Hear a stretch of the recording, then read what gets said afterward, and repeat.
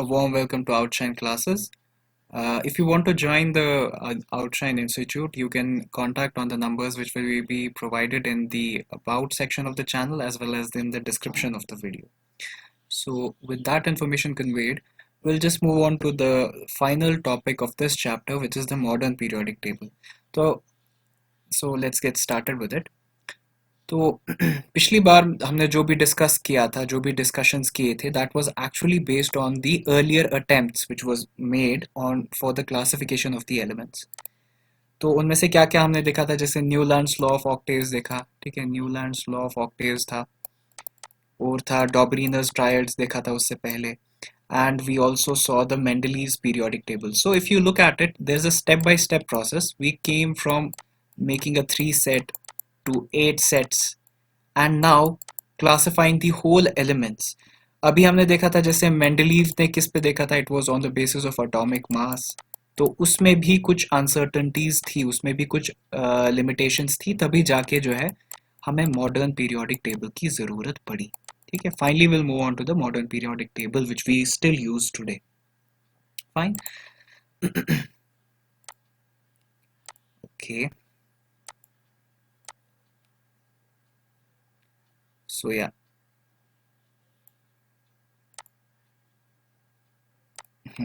तो यहाँ पे देख लीजिए, पहला पॉइंट आता है, it was Henry Moseley who formulated the modern periodic law. ठीक है, मॉडर्न पीरियोडिक लॉ जो है it was given by Henry Moseley. तो according to this law, it states that the physical and the chemical properties of the elements are a function of their atomic number. Atomic number का वो periodic function होता है. Earlier Mendeleev ने क्या बोला, it was the function of its atomic mass, but Henry Moseley ने बताया नहीं, it is on the basis of the atomic number. It is a fundamental property of the atomic number. ये यहाँ पे लिखा हुआ है. So atomic mass जो था, it was based on the, ये इस पे मेंडलीज पीरियोडिक टेबल इस वाले लॉ पे बेस्ड था, that was the Mendeleev's periodic law. And Henry मोजले ने पुट किया था forward modern periodic law. Fine. And और इसी वाले को आप कहते हो, यही वाला जो नया लॉ है जो कहता है in accordance with the atomic number, you call it as the modern periodic law. यही वाला आप एक बार ये स्टेटमेंट पढ़ लेना. फाइन, आगे देखते हैं. अभी ये जो टेबल प्रिपेयर किया गया था, अगेन आपको पता है वो पीरियोडिक टेबल किसको बोलते हैं, जहाँ पे एलिमेंट्स को किसी on the basis of any criteria उनको क्लासिफाई करते हैं, उनको एक एक पोजीशन स्पेसिफाई करते हैं, उस वाले टेबल को आप पीरियोडिक टेबल बोलते हो. अर्लियर मेंडलीव में it was be on the basis of atomic mass, it is now on the basis of atomic number in case of the modern periodic table. And the periodic table was prepared by Niels Bohr. It was Niels Bohr who prepared the modern periodic table. I hope you understand this much. It is very simple to understand. इतना कोई ये खास तो इतना कुछ है नहीं. हाँ, cause of periodicity, this is important. यहाँ पे आपको ध्यान अच्छे से देना है. क्या cause रही periodicity का? It is the electronic configuration. जो elements की electronic configuration जैसे same आती है, इसी वजह से उनके जो properties होते हैं वो similar होते हैं, और वही similar repetition of the properties. Remember पिछले वीडियो में पढ़ा था that the repetition of the properties after certain interval is called as periodicity. बताया था, फिर से देख लो पिछला वाला वीडियो अगर भूल गए हो. ठीक है, एग्जाम्पल्स में if you talk about lithium, ठीक है, lithium has the atomic number as 3. If we talk about sodium has 11 atomic number, and if we talk about potassium it's 19.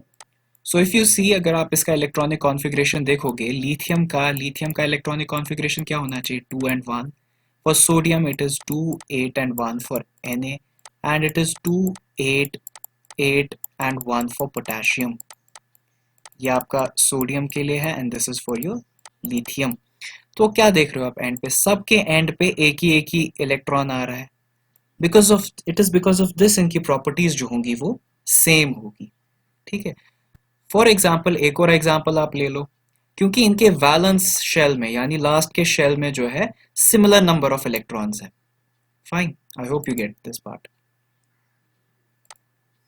अभी आप यहाँ पे एक और एग्जाम्पल देख सकते हो, जैसे है फ्लोरीन एग्जाम्पल है, फ्लोरीन एंड क्लोरीन की एग्जाम्पल आप ले सकते हो. ठीक है, फ्लोरीन का आपका एटॉमिक नंबर जो आता है वो 9 आता है, एंड क्लोरीन का आपका आता है 17. So 2, 8, it is 2 and 7, sorry, and it is 2, 8 and 7 for chlorine. 2 and 7 for fluorine, and it is 2, 8 and 7 for chlorine. ठीक है, so they require just 1 electron to complete the octet state. उनको 8 electron and के orbit में बनाने के लिए सिर्फ 1 electron चाहिए. तो सिंस इनके वैलेंस शेल में यानी आउटरमोस्ट शेल में सेम नंबर ऑफ इलेक्ट्रॉन्स हैं या same number of valence electrons है, वैलेंस इलेक्ट्रॉन्स हो गया लास्ट वाले शेल में कितने इलेक्ट्रॉन्स होंगे, तो सेम नंबर ऑफ इलेक्ट्रॉन्स है, देयरफॉर इनकी प्रॉपर्टीज जो होंगी वो सिमिलर होंगी. आई hope you get all of this. नहीं आ रहा समझ, फिर से रिपीट करके देख लो. We'll move on to the periodic table. तो ये आप देख सकते हो periodic table है. This is the modern periodic table. You'll quickly see कि आपको यहाँ पे 18 columns हैं. You have moved from, अभी Mendeleev में कितने थे? Mendeleev में 8 थे. You have just moved from 8 to 18. यहाँ पे देख लो 18 columns हैं. और columns को क्या आप बोलते हो? Groups बोलते हो. So this is a group. इसी तरीके से 18 groups हैं. और rows. How many rows are there? There are 7 rows. ठीक है. और 7 रोज को आप क्या बोलते हो? दे आर कॉल्ड एज 7 रोज का मैंने बताया था, उसको मेंडलीव की तरह ही इसको भी पीरियड्स बोलते हैं. ठीक है, 7 रोज को पीरियड्स बोलेंगे, 7 पीरियड्स बोलेंगे. फाइन. अभी आप यहाँ पे देखोगे ये वाले एलिमेंट्स जो होते हैं ये बाहर होते हैं. ठीक है, these are called as f block elements. फिलहाल आप उतना मत देखो. देर आर 4 टाइप के होते हैं, S, P, D and F. ठीक है, बस आप इतना याद रखो, ये आपको छोटा सा पोर्शन याद रहेगा. ये आपको वैसे भी 11th में कवर करना है, बट यहाँ पे आपको थोड़ा सा बस बता देता हूँ मैं. ये शेल्स के हिसाब से होता है. फाइन. इसको आप एफ ब्लॉक एलिमेंट्स यहाँ पे, ठीक है, ये एफ ब्लॉक एलिमेंट्स में चला जाता है. फाइन. इनको आप बोलते हो जो ऊपर वाले एलिमेंट्स होते हैं, ऊपर वाला जो रो होता है, यू कॉल देम लैंथेनॉइड्स. ठीक, लैंथेनॉइड्स. और ये जो होते हैं इनको आप बोलते हो एक्टिनॉइड्स. ठीक है, ये कहाँ से कहाँ तक होते हैं? Lanthanoids are 57 to 71. 57 से ये 71 तक होते हैं. और एक्टिनाइड्स कहाँ से होते हैं? क्या एक्टिनाइड्स रेंज फ्रॉम 89 to 103. अगर आप यहाँ पे देखो, फिर से देख लेते हैं. पहले हमने क्या देखा? 18 रोज, 18 कॉलम्स हैं, sorry, and there are 7 rows called as periods. और ये जो है ये इसलिए अलग. अब आप यहाँ पे सवाल उठता है कि आप ये आपने अलग क्यों निकाले हुए हैं? क्योंकि 57 जो है वो यहाँ कहीं फिट होना चाहिए था, ये है इधर पे फिट होना चाहिए थे ये वाले एलिमेंट्स, और 89 और 103 इधर पे फिट होने चाहिए थे. द फैक्ट इज कि जब ही आप इसको इसमें डाल देते हो ये सारा टेबल जो है वो बिगड़ जाता है. इसकी सारे जो प्रॉपर्टीज, क्योंकि ये जो ओवरलैप हो रहे हैं साथ में, जो भी एलिमेंट नीचे आ रहे थे वो इस सीक्वेंस में नहीं आ पाते हैं अगर आप ये वाले एलिमेंट्स इस वाले टेबल में डाल दोगे. इसीलिए इनको अलग रखते हैं, क्योंकि इनकी प्रॉपर्टीज जो होती है वो उनके ऊपर वाले एलिमेंट्स जो हैं उनसे काफी डिफरेंट होती है. इतना आपको पता है कि एक ग्रुप में क्या आने चाहिए? वही वाले एलिमेंट्स आने चाहिए जिनकी प्रॉपर्टीज सिमिलर हो. वही तो हमारा एम था कि इसको सिस्टमैटिक स्टडी करना. अगर आप ये इसमें वापस जोड़ दोगे तो it will create a lot of problems. I hope you understand this part. ये भी याद रखना है कि ये लैंथेनॉइड्स होते हैं, ये एक्टिनॉइड्स होते हैं. कहाँ से कहाँ तक होते हैं मैंने आपको बता दिया है. 89 से 103 तक is actinoids and lanthanoids is from 57 to 71. I hope you understand this part. We'll quickly move on to the different properties क्या होते हैं. ठीक है, अगर आप देखोगे ये वाला एक आप कॉलम देख लोगे या एक ग्रुप देख लोगे, आप देखोगे जो एटॉमिक मास है, एटॉमिक मास, क्योंकि एटॉमिक नंबर जो है वो नीचे की तरफ इंक्रीज हो रहा है. See this group, first group देखो, पहले वाले का 1 है, दूसरे वाले का 3 है, 11 है, 19 है, 37 है एंड सो ऑन. जरा इसमें देख लो, पहला वाला हाइड्रोजन देख लो, हाइड्रोजन में कितने शेल होने चाहिए? इसका जो इलेक्ट्रॉनिक कॉन्फ़िगरेशन आएगा हाइड्रोजन का, that is 1 only. So it will only have 1 shell, एक ही शेल होगा. तो इसका रेडियस जो होगा वो छोटा होगा. Consider lithium. लिथियम का क्या है? लिथियम का 3 है, उसका इलेक्ट्रॉनिक कॉन्फ़िगरेशन देख लो 2 और 1. तो इसमें कितने आते हैं? 2 शेल्स आते हैं. तो इसका एटॉमिक साइज क्या होगा? हाइड्रोजन से बड़ा होगा. सोडियम की बात देख लेते हैं. देखो सोडियम का 2, 8 एंड 1, 11 है इसका एटॉमिक नंबर. इसका देख लो, इसमें 3 शेल्स आ रहे हैं. ठीक है, 3 शेल्स आ रहे हैं. तो क्या देख रहे हो आप? डाउन द ग्रुप, जितना आप ग्रुप से नीचे की तरफ जाओगे उतना आपका एटॉमिक मास जो है वो इंक्रीज हो रहा है. The atomic mass increases. Fine, ये एक पॉइंट आप याद रखोगे. दूसरा पॉइंट, दूसरा पॉइंट आपको समझना है कि मेटालिक कैरेक्टर जो होता है, द मेटालिक कैरेक्टर जो होता है, मेटालिक कैरेक्टर कितना मेटालिक है वो, that increases down the group. अभी आप देखोगे जैसे हाइड्रोजन है, लिथियम है, हाइड्रोजन को तो इसका अनॉमलस बिहेवियर होता है, हाइड्रोजन लीव हाइड्रोजन असाइड, ठीक है, हाइड्रोजन को काट ही देते हैं इसमें से. Okay, will take into consideration, क्या लेंगे हम, लिथियम एंड सोडियम. ठीक है, अभी अगर आप लिथियम का ये देख लेते हैं, कॉन्फ़िगरेशन आपने देख लिया, मान लेते हैं ये लिथियम का न्यूक्लियस है, इसके बाहर इसमें 2 इलेक्ट्रॉन्स हैं और बाहर वाले शेल में एक और इलेक्ट्रॉन है. अभी सोडियम का यहाँ पे देख लो, सोडियम का इधर पे देख लो, यहाँ पे न्यूक्लियस है, यहाँ पे इसमें 2 इलेक्ट्रॉन्स हैं, उस वाले में 8 इलेक्ट्रॉन्स हैं और बाहर वाले में एक और इलेक्ट्रॉन है.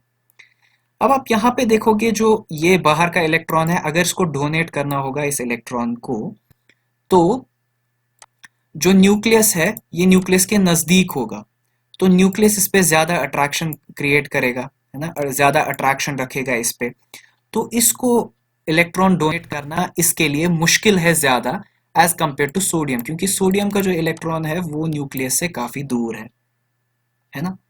तो इसकी वजह से सोडियम के लिए काफी आसान हो जाता है एक इलेक्ट्रॉन को लूज करना. ठीक, इसी तरीके से इफ यू अगर आप कंपेयर कर लेते हो पोटेशियम को एंड सोडियम को, पोटेशियम के पास 4 शेल्स हैं, 2, 8, 8 एंड 1, 19 है इसका एटॉमिक नंबर. सोडियम के पास 2, 8 एंड 1, इसके पास 3 ही शेल्स हैं. तो अभी देखो आप यहाँ पे ये जो इलेक्ट्रॉन उसको लूज करना है वो न्यूक्लियस से और ज्यादा दूर होगा, इसका मतलब it is becoming easier for potassium to lose electron as compared to sodium. इसीलिए जितना आप नीचे जा रहे हो एटॉमिक साइज तो इंक्रीज हो रहा है ना, इसीलिए जो मेटालिक कैरेक्टर है, द प्रॉपर्टी ऑफ या जो the tendency to lose the electron जो है वो इंक्रीज हो रही है डाउन द ग्रुप. इसीलिए आपका मेटालिक कैरेक्टर जो है वो इंक्रीज होता है down the group. Metallic character increases down the group. आप बस यहाँ पे समझ लो, नेक्स्ट स्लाइड में इजीली मैं आपको सारी प्रॉपर्टीज लाइन बाय लाइन दिखाऊंगा, यहाँ पे सिर्फ आपको एक बार समझना है, जो भी लिखे होंगे points that will be in the next slide. यहाँ पे आप सिर्फ एक बार समझ लो इसको, ठीक है, मेटालिक कैरेक्टर का. और इसी तरीके से अगर आप देखोगे मेटालिक कैरेक्टर आपने देख लिया इसमें, उसके बाद आप देख सकते हो आयनाइजेशन एनर्जी. आयनाइजेशन एनर्जी क्या होती है, आयनाइजेशन एनर्जी होती है the energy which is taken to struck off a electron from the orbit. एक मान लेते हैं सोडियम का था, ठीक है, सोडियम के पास 281 कॉन्फ़िगरेशन है, जो एनर्जी आपको ये एक इलेक्ट्रॉन स्ट्राइक ऑफ करने में लगेगी ना, इसको निकालने में लगेगी ना, जो energy, that is called as the ionisation energy. अभी हमने देखा कि जितना न्यूक्लियस के करीब होगा, जितना इलेक्ट्रॉन जो है वो न्यूक्लियस के करीब होगा, उतना ही ज्यादा न्यूक्लियस जो है वो उसको अट्रैक्ट कर रहा है अपनी तरफ. तो इस वाले केस में आयनाइजेशन एनर्जी जो लगेगी वो ज्यादा लगेगी. और अगर न्यूक्लियस से इलेक्ट्रॉन जो होगा वो दूर होगा, मान लेते हैं तीसरे शेल में है, तो न्यूक्लियर अट्रैक्शंस कम होंगी, इसीलिए आयनाइजेशन एनर्जी, वो वाली एनर्जी जो इस इलेक्ट्रॉन को निकालने में लगेगी, वो एनर्जी उतनी ही कम होगी. Fine, so the ionisation energy also decreases down the group. Down the group आप जाओगे जितना, आयनाइजेशन एनर्जी भी डिक्रीज हो रही है ना.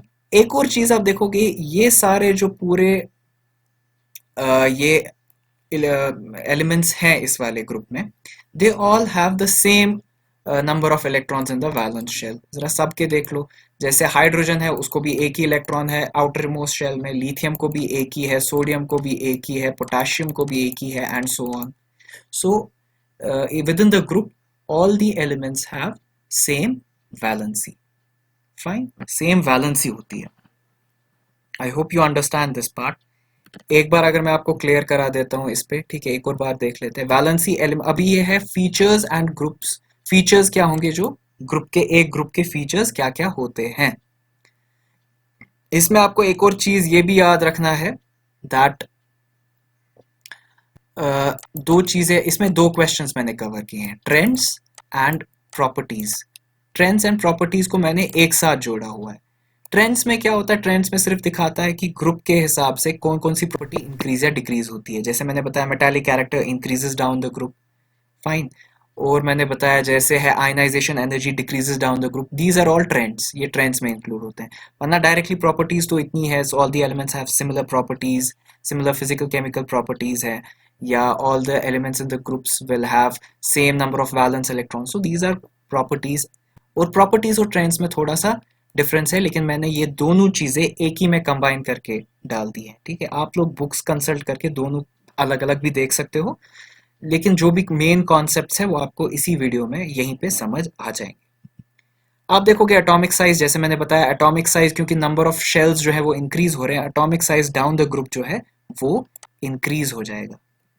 तीसरा आयनाइजेशन एनर्जी की बात हुई, तो आयनाइजेशन एनर्जी के हिसाब से आपको देखना है कि कितनी एनर्जी लग रही है उस इलेक्ट्रॉन को स्ट्राइक ऑफ करने में लग रही है, फाइन।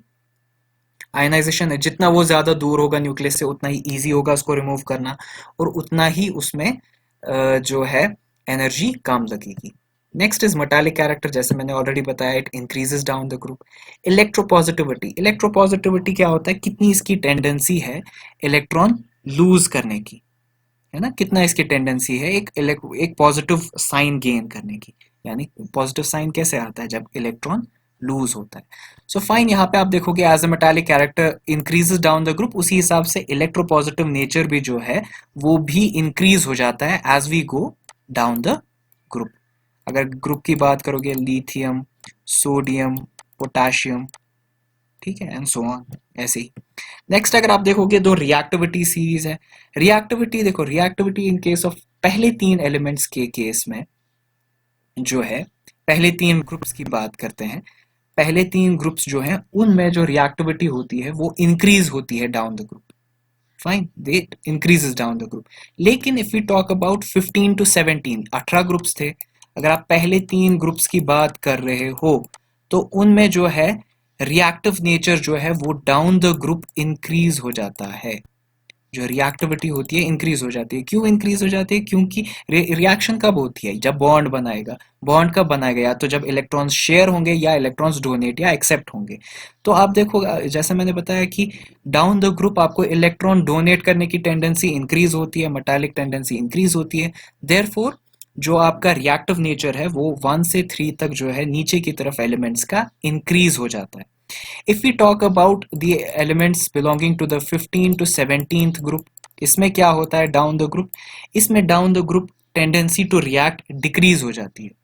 बिकॉज बिकॉज इसमें मैं आपको रीजन बता देता हूं, जितना आप नीचे की तरफ जाओगे, जैसे फ्लोरीन है, फ्लोरीन और क्लोरीन का देख लेते हैं। मैंने आपको इनकी इलेक्ट्रॉनिक कॉन्फ़िगरेशन बता दी, 2 7 होता है और उसका होता है 2 8 and 7, ठीक है। 17 इसका एटॉमिक नंबर होता है, इसका आपका एटॉमिक नंबर 9 होता है, फाइन। अच्छा यहाँ पे देख लो, if you compare fluorine with chlorine, अभी ये इसके 2 शेल हैं, क्लोरीन का कितना है, क्लोरीन के आपके 3 शेल आ जाते हैं, ठीक है। अभी देखो इसको इलेक्ट्रॉन एक्सेप्ट करना है, और इलेक्ट्रॉन एक्सेप्ट करेगा कौन, जब उसको न्यूक्लियस अट्रैक्ट करेगा। तो इलेक्ट्रॉन एक्सेप्ट करने के लिए या इलेक्ट्रॉन को खींचने के लिए ये न्यूक्लियस के ज्यादा करीब होना चाहिए, है ना। क्लोरीन देखो, क्लोरीन को जिसको लास्ट शेल में लेना है इलेक्ट्रॉन, वो न्यूक्लियस से काफी दूर है as compare to fluorine. So therefore fluorine की जो रिएक्टिविटी है वो क्लोरीन से ज्यादा होती है, क्योंकि फ्लोरीन का एटॉमिक साइज जो है वो छोटा है। एटॉमिक साइज छोटे होने का मतलब ये है कि वो इलेक्ट्रॉन, जो न्यूक्लियस है वो इलेक्ट्रॉन पे पकड़ बना पाता है, वो इलेक्ट्रॉन को अट्रैक्ट कर पाता है। क्लोरीन के केस में ऑलरेडी यहाँ पे इलेक्ट्रॉन्स हैं, ठीक है, न्यूक्लियस बीचों बीच है, इसको इलेक्ट्रॉनिक रिपल्शंस भी होती हैं, इसमें इलेक्ट्रॉनिक रिपल्शंस भी होंगी। उसकी वजह से क्या होता है, उसकी वजह से ये इलेक्ट्रॉन पे इतना जोर नहीं कर पाता है न्यूक्लियस, ठीक है, न्यूक्लियस उतने हद तक इसको अपनी ओर खींच नहीं पाता है। आई hope you understand all of this. नहीं समझ आ रहा है फिर से रिपीट करके देख लो, ठीक है। सो ये हो जाता है ग्रुप के फीचर्स क्या क्या होते हैं। आई hope you understand this part. Next देख लेते हैं जो आपके features of period, features of period क्या क्या होते हैं। वैलेंसी, अभी आप अगर पीरियड के अलोंग देखोगे, सब एलिमेंट्स की वैलेंसी जो होती है वो डिफरेंट होती है, दे हैव डिफरेंट वैलेंसीज, ठीक है। अगर आपको मैं ये पीरियोडिक टेबल पे ही ले जाता हूँ, ठीक है, will move on to the periodic table. Okay, will just clear this part first. Fine. अच्छा, यहाँ पे देख लो। अच्छा, ये वाला देख लो, ये वाला एरिया देख लो। ठीक है, देखो लिथियम का आउटर इलेक्ट्रॉन शेल में 1 होता है, एक इलेक्ट्रॉन होता है। बेरिलियम के आउटर शेल में 2 होते हैं। बोरॉन का कॉन्फ़िगरेशन होता है 2 और 3। ठीक है, इसके आउटर इलेक्ट्रॉन, इसके आउटर इसमें कितने होते हैं, आउटर शेल में कितने होते हैं, 3 इलेक्ट्रॉन्स होते हैं। इसी तरीके से कार्बन 2 और 4, इसके आउटर में 4 होते हैं, है ना। तो आप देख रहे हो कि अलोंग द पीरियड जो है उसमें वैलेंसी जो है वो सेम नहीं रह रही है। ठीक है, आई hope you get this point. हाँ, सेकेंड प्रॉपर्टी थी एटॉमिक रेडियस। पहले हमने वैलेंसी से स्टार्ट किया, अभी हम एटॉमिक रेडियस देख लेंगे। एटॉमिक रेडियस जो है, atomic radius from left to right of the जो पीरियड होता है, एटॉमिक रेडियस डिक्रीज हो जाता है। डाउन द ग्रुप इंक्रीज हो जाता है, लेकिन एटॉमिक रेडियस जो है वो along the period from left to right आपका जो है वो डिक्रीज हो जाता है, बिकॉज ऑफ द फैक्ट कि लेफ्ट से राइट तक आपका न्यूक्लियस जो है वो, न्यूक्लियर मास जो है वो इंक्रीज हो रहा है, और इंक्रीज नंबर ऑफ शेल्स तो इतनी ही है। ठीक है, अगर आप एक पीरियड में देखोगे, एक पीरियड में नंबर ऑफ शेल्स जो होते हैं एलिमेंट्स पे, नंबर ऑफ शेल्स सेम रहते हैं, तो उसी नंबर ऑफ शेल्स में और ज्यादा इलेक्ट्रॉन्स और न्यूक्लियस में और ज्यादा प्रोटॉन्स ऐड हो रहे हैं। इसका ये मतलब है कि वो एक दूसरे को काफी ज्यादा अट्रैक्ट करेंगे। अट्रैक्ट करने का ये मतलब है कि जो एटॉमिक रेडियस है वो उतना ही छोटा होगा as compare to the left hand part. तो once you move from left to right along a period, the atomic radius जो होगा वो डिक्रीज हो जाएगा। एटॉमिक रेडियस जो होता है वो डिक्रीज हो जाता है। इसी तरीके से if we talk about the ionisation energy, क्योंकि एटॉमिक रेडियस डिक्रीज हो रहा है, इसका क्या मतलब है, जो इलेक्ट्रॉन्स है वो न्यूक्लियस के ज्यादा करीब है। आयनाइजेशन एनर्जी क्या होती है, एक इलेक्ट्रॉन को रिमूव करने के लिए आपको कितनी जो एनर्जी देनी पड़ेगी, that is your ionisation energy. तो नेचुरली इफ न्यूक्लियस के बहुत ज्यादा करीब है इलेक्ट्रॉन, तो आपको जो आयनाइजेशन एनर्जी है वो काफी हाई देनी पड़ेगी। तो लेफ्ट से लेकर राइट तक, from left to right when you move along a period, the ionisation energy जो होती है दैट इंक्रीजेस। आयनाइजेशन एनर्जी जो है वो इंक्रीज हो जाती है। इसी तरीके से आप देखोगे दूसरा जो हमने डिस्कस किया था दैट वाज मेटालिक कैरेक्टर।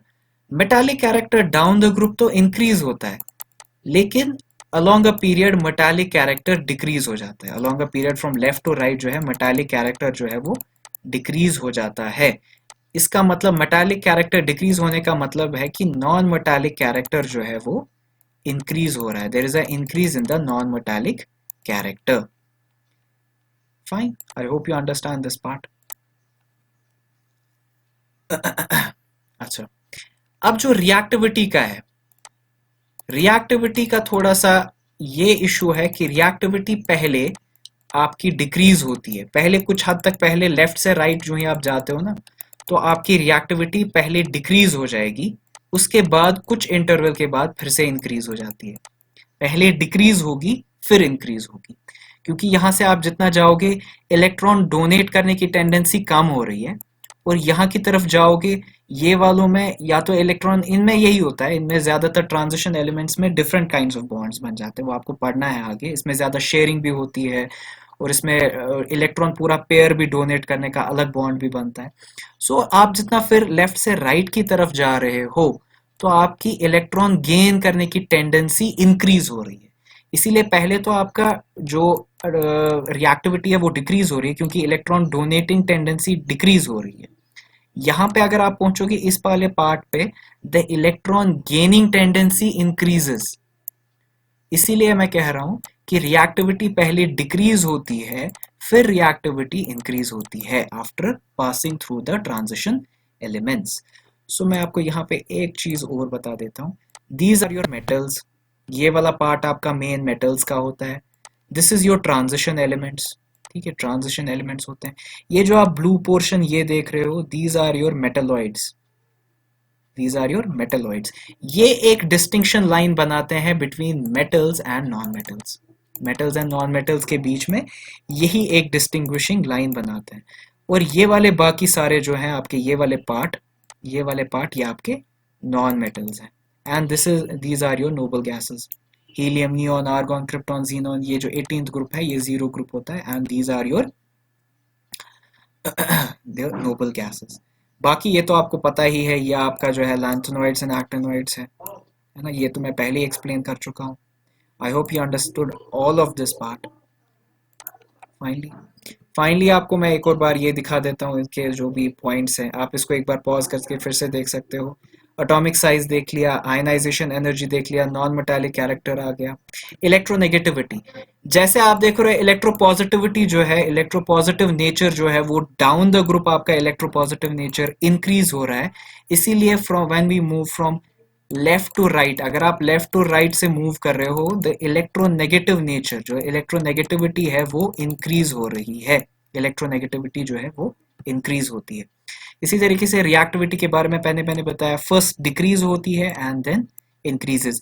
मैंने आपको वहां पे दिखा दिया उस वाले में कि आगे क्या कैसे क्या होता है। तो ट्रेंड्स और properties of periods as well as groups वो हमने दोनों एक ही में कवर कर दिए। फाइन। सो एडवांटेजेस देख लेते हैं। अभी एडवांटेजेस में सीधा है कि सिंपल है, it is easy to understand and reproduce, बहुत सिंपल हो जाता है। Prediction of properties of elements, अगर मैंने एक ग्रुप बनाया हुआ है ऑलरेडी, नीचे जो जो एलिमेंट्स इसमें आते जाएंगे, ऐड होते जाएंगे जो जो एलिमेंट्स, उनकी प्रॉपर्टीज तो पहले वाली जैसी होगी ना। So we already know the properties which are present in the above part. जो ऊपर वालों की प्रॉपर्टी होगी वो नीचे वालों की भी प्रॉपर्टी वैसी ही होगी। So prediction of the properties of the elements has already been done. फिर आता है पोजीशन ऑफ आइसोटोप्स, बहुत इंपॉर्टेंट है। जैसा हमने देखा था आइसोटोप्स क्या होता है, जिसमें सेम एटॉमिक नंबर होता है but different atomic masses. Atomic mass जो होता है वो डिफरेंट होता है। अगर आप हाइड्रोजन और ड्यूटेरियम लोगे, हाइड्रोजन का एटॉमिक मास 1 होता है, इसका 2 होता है, लेकिन दोनों का एटॉमिक नंबर 1 है। तो आप हाइड्रोजन और ड्यूटेरियम को दोनों को हाइड्रोजन यानी एक ही प्लेस दे रहे हो, एक ही जगह दे रहे हो इनको। Fine, I hope you understand this part, समझ आ गया होगा। तो दोनों को आइसोटोप्स को सबको एक ही पोजीशन पे ला गया, क्योंकि आइसोटोप्स की प्रॉपर्टीज भी तो सेम है, इसीलिए इनको पोजीशन भी सेम मिलनी चाहिए। Okay, moving to next part, uncertainty in prediction of new elements. अभी हमने अनसर्टेनिटी देखी थी, जैसे मैंने पिछले में बताया था, मेंडलीव में क्या था, अगर एक का एटॉमिक मास मान लेते हैं 5 था, दूसरे का एटॉमिक मास था 12, आपको इन दो के बीच में नहीं पता था कितने एटॉमिक मास वाले एलिमेंट्स जो हैं वो इसमें ऐड होंगे, आपको ढूंढे जाएंगे। There was always uncertainty. लेकिन अब हमने जब एटॉमिक नंबर के हिसाब से किया, अब हमें बराबर 1 2 3 4 5 एंड सो ऑन करके हमें सारे एलिमेंट्स पता चल रहे हैं। इसका मतलब इट इज 100% कि 3 से 4 के बीच में, या जो है लिथियम और बेरिलियम के बीच में कोई और एलिमेंट नहीं है। So we know that for sure now. तो कोई अनसर्टेनिटी नहीं रही in prediction of new elements के लिए। I hope you understood this part. अभी लिमिटेशंस हर जगह होती है। अब हमें बेस्ट वाला, अभी तक जो हमने देखी इसकी लिमिटेशन सबसे कम है मॉडर्न पीरियोडिक टेबल के लिए, इसीलिए एक्सेप्ट हुआ। आगे जाके हो सकता है कुछ और क्लासिफिकेशन का आ जाए जिसमें लिमिटेशन और कम होगी, तो वही एक्सेप्ट किया जाएगा। The limitations should be set to minimum. Position of hydrogen is always supposed to be anomalous. आपको मैंने बताया था पहले कि या तो आप इसको मेटल्स में जोड़ सकते हो, या आप इसको जोड़ सकते हो हैलोजेंस में, हैलोजेंस वाले पार्ट में जोड़ सकते हो। आप मेटल्स वाले पहला वाला जो है ग्रुप 1 में भी इसको रख सकते हो, और ग्रुप 17 में भी ये आ सकता है, यानी ये दोनों की प्रॉपर्टीज दिखाता है। So there is always confusion है कि आप इसको ग्रुप 1 में रखोगे कि ग्रुप 17 में रखोगे। So it becomes a problem, वो आपको देखने की जरूरत है। सेकेंड पार्ट है on the basis of electronic configuration. देखो हीलियम जो है, हीलियम की कॉन्फ़िगरेशन क्या है, हीलियम इज हैविंग 2 कॉन्फ़िगरेशन, मतलब जो इसके आउटर वैलेंस शेल में 2 इलेक्ट्रॉन्स है। तो ये आपको ग्रुप 2 में आना चाहिए, या आपका आना चाहिए था ग्रुप 2 में, लेकिन आप इसको ले गए हो ग्रुप 18 में। ये किस में आ रहा है, पहला नोबल गैस आ रहा है। तो ये कंफ्यूजन है इसका। तो हमने देखा कि एक ग्रुप में क्या होना चाहिए, सब का जो वैलेंस शेल है यानी आउटरमोस्ट शेल में सेम नंबर ऑफ इलेक्ट्रॉन्स होने चाहिए था। हीलियम का किस ग्रुप में आना चाहिए था? नंबर सेकेंड ग्रुप में, लेकिन हमने उसको लिया 18th ग्रुप में because it is actually a noble gas. So this is also one of the limitations. और ये भी है क्योंकि मैंने पहले ही बताया, अगर आप लैंथेनॉइड्स और एक्टिनॉइड्स को डालते हो किधर पर, बीचों बीच उसमें डाल देते हो, तो सारा जो प्रॉपर्टीज होती हैं मॉडर्न पीरियोडिक टेबल की वो डिस्टर्ब हो जाता है। सो दैट इज वो हमें अलग रखने पड़ते हैं। तो ये भी तो लिमिटेशन बन जाएगी इसकी कि आपको लैंथेनॉइड्स और एक्टिनॉइड्स को तो अलग रखना पड़ता है। ठीक है। सो इट इज 57 से 71, इट इज 57 होते, यहाँ पे ठीक कर लेना 57, and this is 89 to 103। I hope you understood this part. So this finally concludes our chapter, and I hope आप लोग अच्छे से पढ़ रहे हैं, आप लोगों को ये वीडियोस समझ भी आ रहे हैं। प्लीज़ लाइक करें, शेयर करें, सब्सक्राइब करें to the Outshine Classes. And फिर से कि अगर आप फिर से क्लासेस ज्वाइन करना चाहते हैं, you will find the contact numbers in the about section of the channel. And I hope to see you guys in the next video. Take care until then.